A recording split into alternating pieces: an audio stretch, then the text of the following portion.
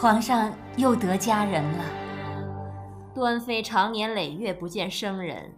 所以还保留着当年的眼光啊。这里是懿格殿娘娘第一次见甄嬛的场面，此时懿格殿娘娘的话十分富含深意，全场也唯有宜修听了出来。眼下这话便是在隐喻这甄嬛与当年的纯元皇后长得十分相似，毕竟懿格殿娘娘也是自前底就跟着大胖菊的老人，而也唯有懿格殿娘娘说起这话时才不会引来众人的怀疑，因为她本就是个与世无争的性子，谁又能想到这是端妃的小心思呢？犹如在被华妃和曹琴墨陷害，说是甄嬛给温宜公主下毒时，懿格殿娘娘的一句话便既是解了甄嬛的燃眉之急，也没有让在场的大胖菊怀疑她。本宫与婉贵人只有两面之缘，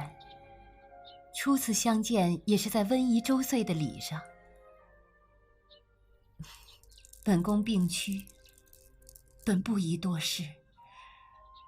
何故要做谎言袒护一位不熟悉的贵人？此时细品端妃的话便知是十分有理的。当然了，以懿格殿娘娘的性格和做派，是让大胖菊瞬间相信这二人没有互相包庇的理由，而且在场的懿格殿娘娘、大胖菊还有宜修，那可都是心知肚明。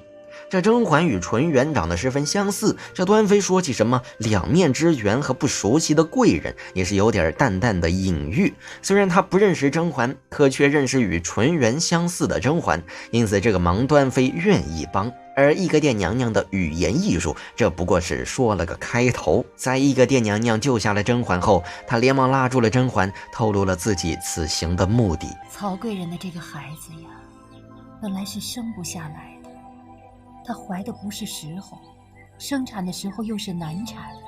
胎位不正，这宫里头的孩子呀，看似尊贵，三灾八难的，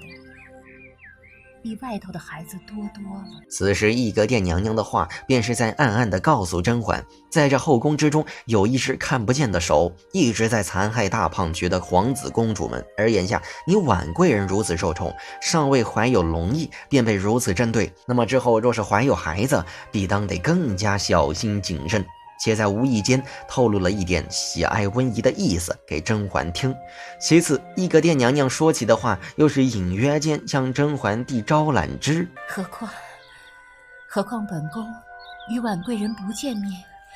才多有裨益呀。此时的懿格殿娘娘便是打算拉拢甄嬛，同自己一起对付华妃和皇后。眼下还并没有什么甄嬛战队，而且甄嬛的黑化进度也就只有10%，且这里的懿格殿娘娘并未将甄嬛当成是队友，她只不过是利用甄嬛眼下的宠爱和那与纯元相似的脸罢了。不然你们看，在懿格殿娘娘同甄嬛告别后，一转过身就变了脸色，那便是因为懿格殿娘娘一早便打定了主意。我们不仅需要机会，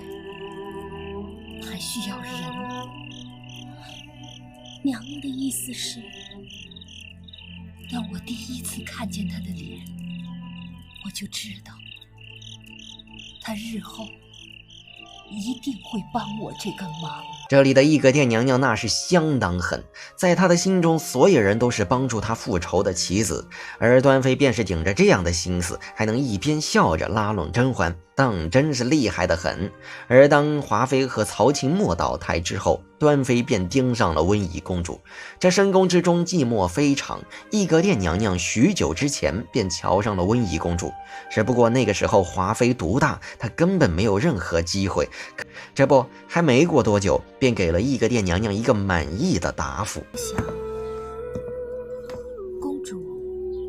若能寄养在娘娘膝下，将来必定乖巧懂事，想必皇上也不会有异议。我是很喜欢温宜公主，可是这样的事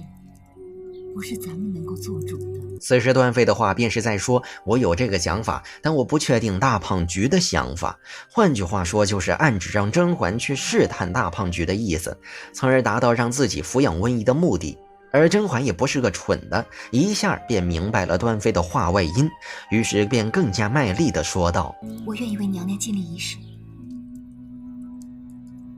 若真能如此，